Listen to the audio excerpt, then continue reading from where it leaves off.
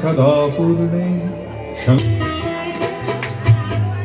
অন্নপূর্ণা বিশ্বনাথের পুণ্য ছোঁয়ায় ধন্য কাশী। এই কাশীতে কোনো দিনই থাকে না কেউ উপবাসী। অন্নপূর্ণা বিশ্বনাথের পুণ্য ছোঁয়ায় ধন্য কাশী। এই কাশীতে কোনো দিনই থাকে না কেউ উপবাসী। তাই সব দুঃখ বারবার